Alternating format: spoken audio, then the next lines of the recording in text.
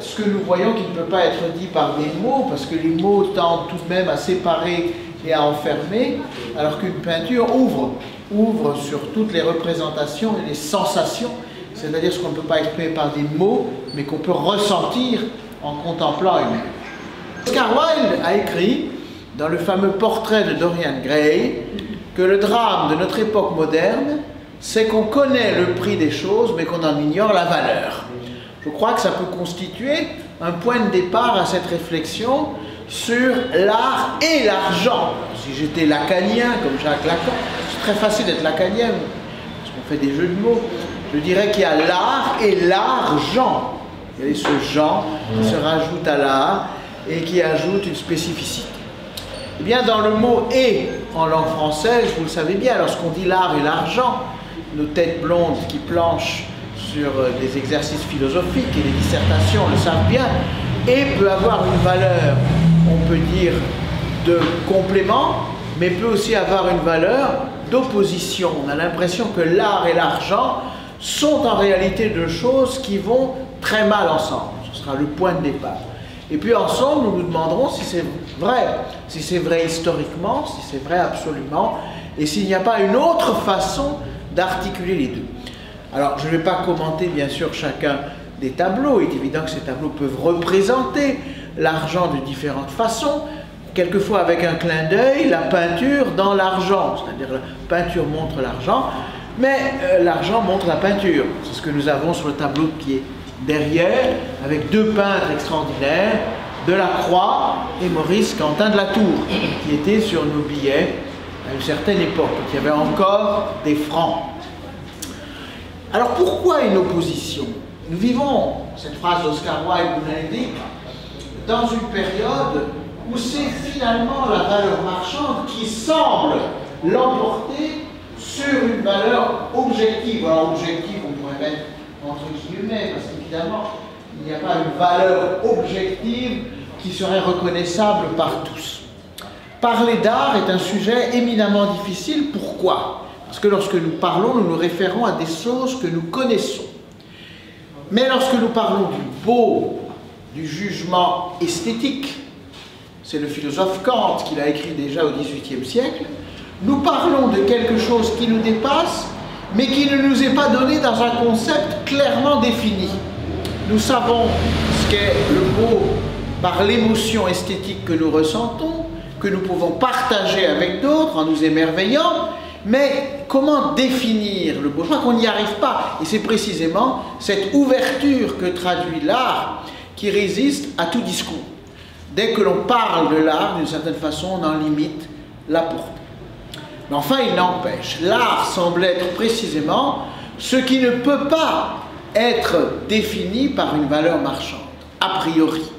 Et tout dans notre culture, je vous renvoie à ce maître livre, nous avons des gens qui viennent de l'Est, qui a défini un philosophe allemand qui était professeur à Strasbourg à l'époque, lorsque Strasbourg était le Reich allemand de Guillaume II, qui s'appelle Georg Simmel, qui s'appelle Philosophia des Geldes, ça veut dire philosophie de l'argent, et qui dit que l'argent est devenu l'étalon de toute chose, c'est-à-dire ce qui caractérisera en définitive la valeur d'une chose, ce n'est pas une sorte de propriété intrinsèque, comme cela l'était par exemple au Moyen-Âge. Vous savez qu'au Moyen-Âge, on parlait des transcendantaux de l'être, c'est-à-dire le vrai, le bon et le beau.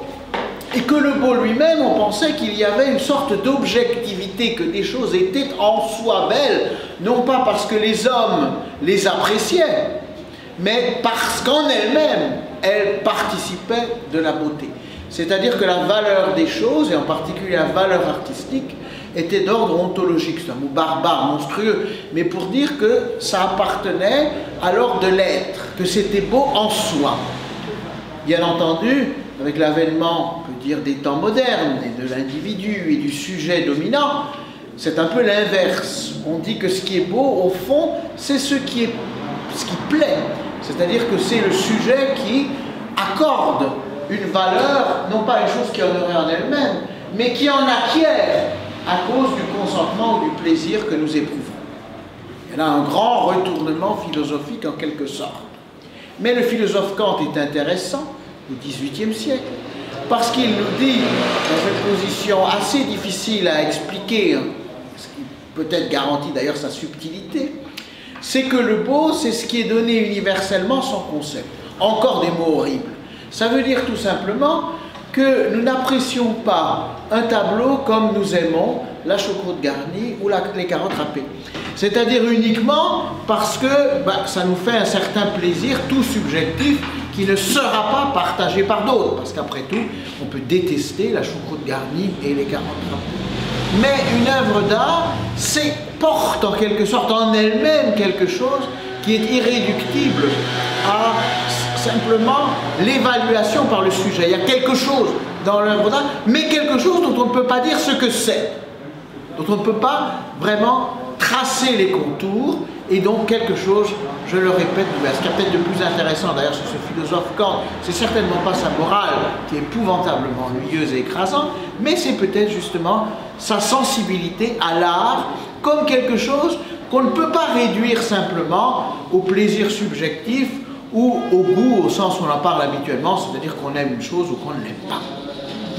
Alors, où est-ce que je veux en venir? Je veux en venir qu'il y a manifestement une tension entre l'univers où nous vivons, où c'est l'évaluation mercantile qui donne sa valeur aux choses.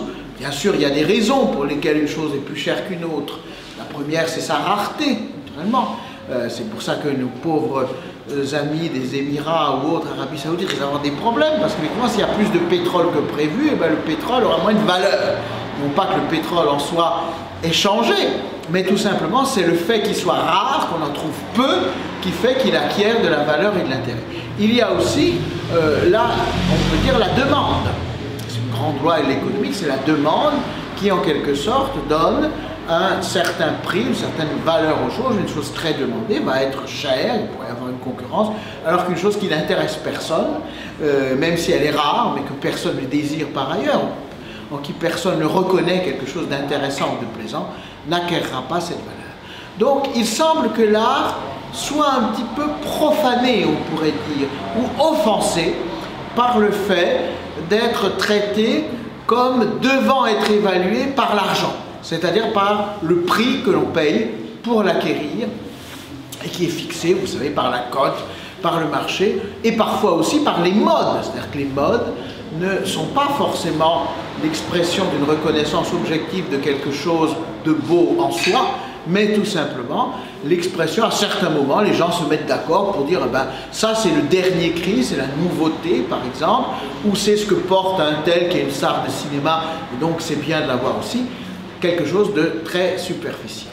Alors donc ça c'était ma première partie pour dire qu'il y a tout de même une tension entre l'art et l'argent, et disons la mercantilisation des choses, la confusion, comme disait Oscar Wilde, du prix et de la valeur, parce qu'il y a des choses qui ont une grande valeur et qui n'ont pas de prix, eh bien, est peut-être un malheur, c'est ce qu'il appelait ça, un malheur contemporain, dans le portrait de Dorian Gray. Mais doit-on en rester là?